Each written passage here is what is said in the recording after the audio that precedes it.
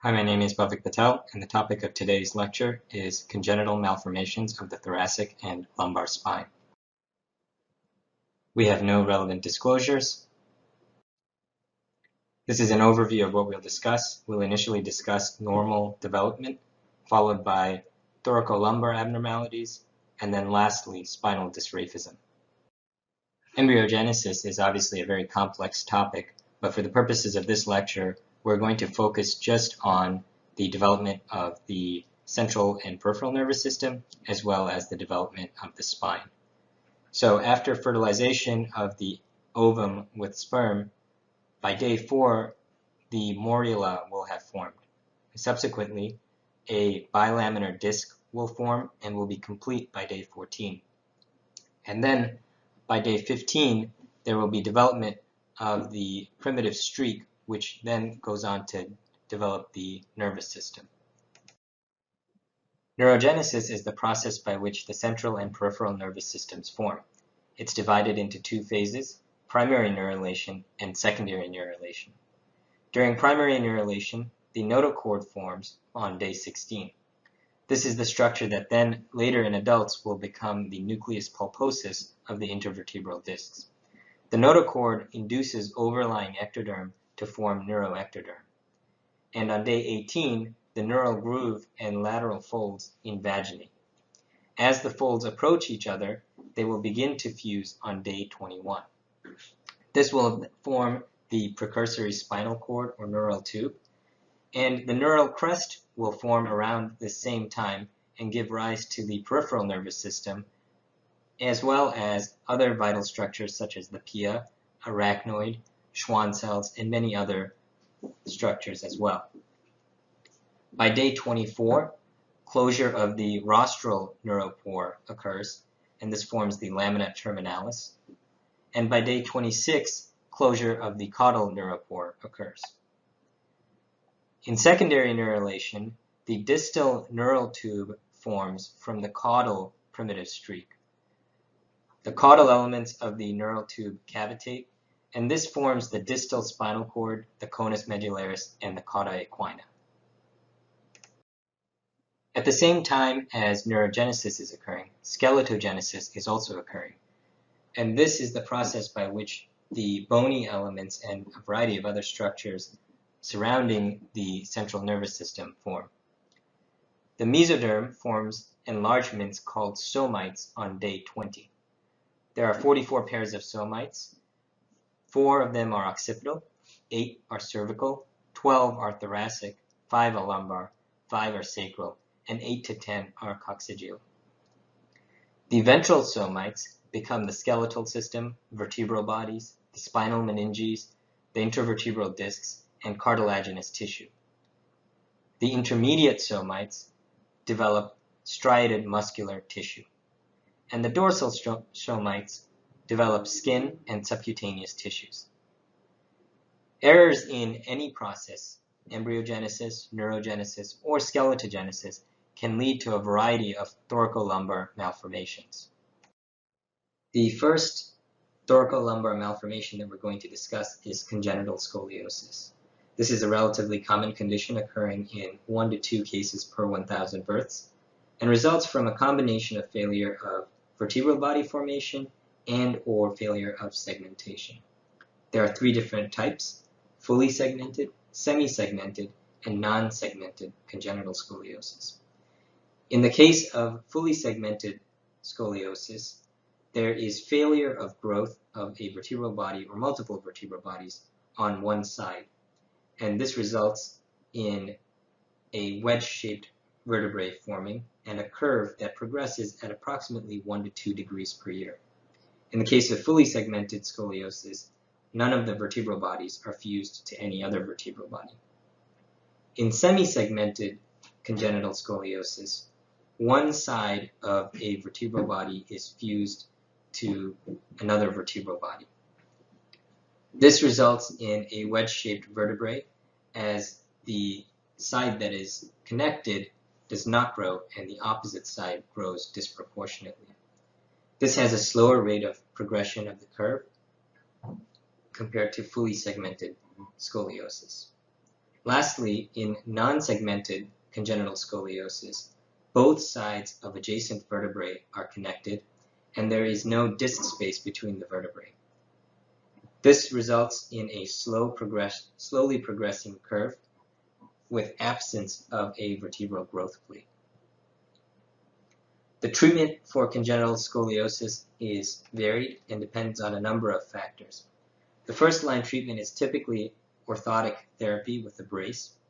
However, in the setting of progressive deformity, surgery may be indicated.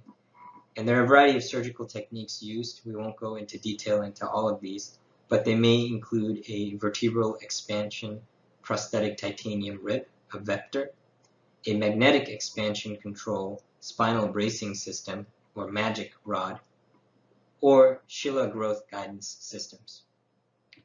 In addition to this, many patients with congenital scoliosis may have spinal cord tethering, and during surgery may require spinal cord detethering. Next, we will discuss congenital stenosis and spondylosis, which are other types of thoracolumbar malformations. Spinal stenosis is a narrowing of the vertebral canal through which the spinal cord runs and may result in compression of the spinal cord. There are two types of stenosis to be aware of: congenital and developmental. Congenital stenosis is defined as a prenatal malformation and has an insidious manifestation. In contrast, developmental stenosis results from a chromosomal abnormality or spinal cord malformation associated with a hereditary syndrome, for example, achondroplasia. Congenital spondylosis or spondylolisthesis occurs in approximately 4.4% by age 6 and increases to an incidence of about 5.8% in adulthood. Males are twice as likely to be affected than females, and this has a strong association with spina bifida. Spondylolisthesis is classified into 5 different groups, which you can see listed here, 1 through 5. Type 1 and Type 2 are associated with congenital defects. So, for example, Type 1 is associated with dysplasia of the lumbosacral neural arch, and Type 2 is associated with a poorly formed pars interarticularis. Here you can see an image of a spondylolisthesis with the arrow pointing to the L4 vertebral body, which is anterolisthised in comparison to the L5 vertebral body. Sacral agenesis, or caudal regression syndrome, is an agenesis or absence of the lower thoracic, lumbar, sacral, or coccygeal spine. It has an incidence of approximately 1 in 25,000, but is much higher in mothers with type 2 diabetes, with an incidence of approximately 16%. It's often associated with many other abnormalities, for example, midline abnormalities, such as bladder extrophy or imperforate anus, club feet, knee flexion contractures, or neurogenic bladder. There is a Pang classification system of sacral agenesis, which you can see here, ranging from type 1, where there is total sacral agenesis with missing lumbar vertebrae, all the way to type 5, which is milder and has agenesis of just the coccyx. Spinal dysraphism is a condition that results from incomplete closure of the neural tube during week 8 of embryogenesis. This has a varying incidence around the world, with an incidence of approximately 1 to 3 out of 1,000 births in the United States, which makes it relatively common.